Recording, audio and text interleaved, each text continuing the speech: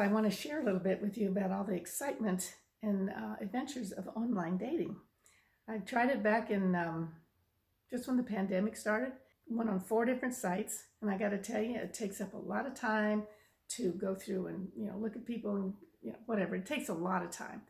So then I did that for about a month and said I'm done with that. So now, let's say back in March, one of my friends said, "Why don't you go back online?" So I said, "Okay." So I get on one site.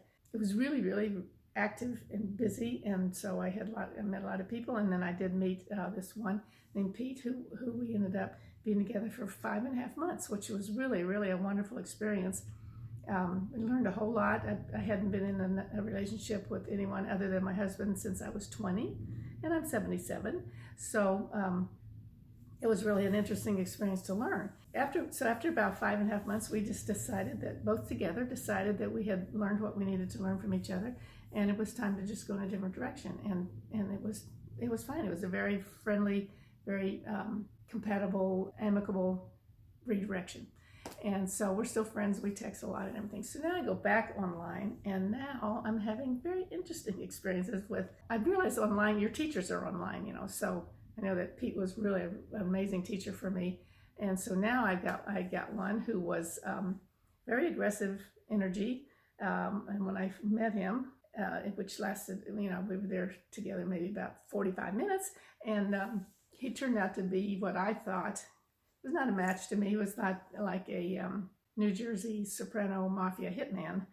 Very aggressive energy and all that. So I had to withdraw from that. And I learned from that was to stand up and say, no, this is not going to work for me. So that was another good teacher. And then you get another, other teachers that are, go out with somebody who's just a really nice, kind person, but you really don't have anything in common. It doesn't get you all excited, and it's, nothing there. So that's another teacher. You don't hang on to that. You just keep moving on. You get people who have been married for like 50 years and their husband just died, or their wife died, I was married for 50 years and my husband died. So then you get a lot of people who are still really upset about that, and they're feeling sad and lonely.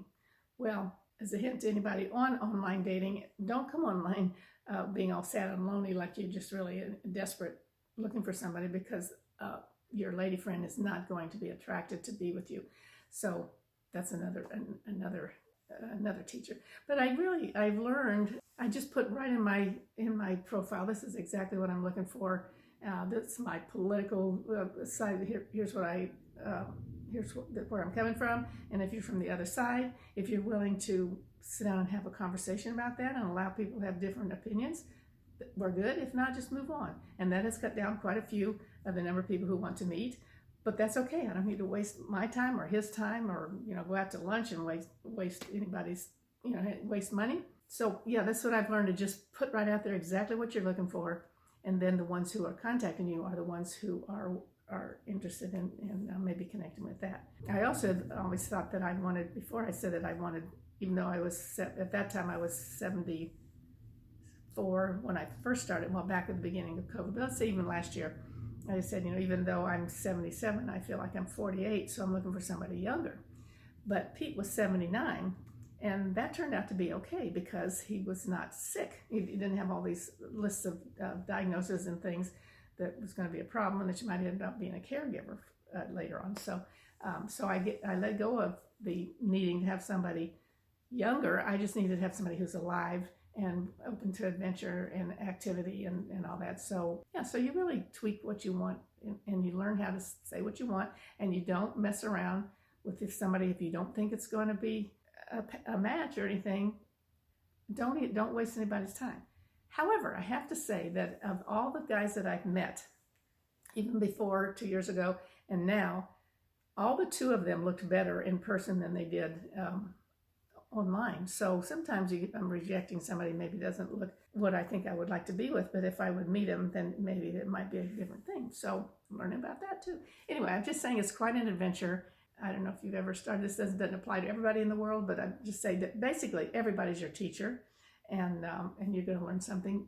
Each person's going to bring something to you, and you're going to learn what you want or what you don't want, or they're going to show you what what you want to be, who you want to be, who you want to be with. You learn and you get real discerning in it, and it's really quite an interesting experience.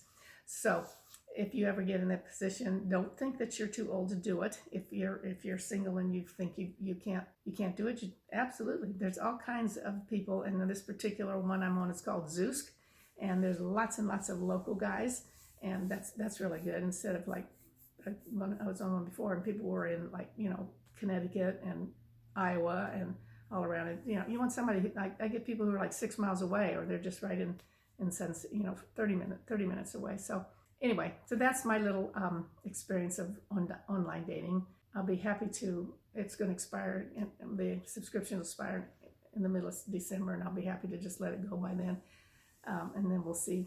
We'll allow a new person to come in a different way. So anyway, thanks for tuning in. And I'm Heather Clark. And if you enjoy these, I hope you would subscribe and tell your friends about it. Hope you're having a great day. Bye.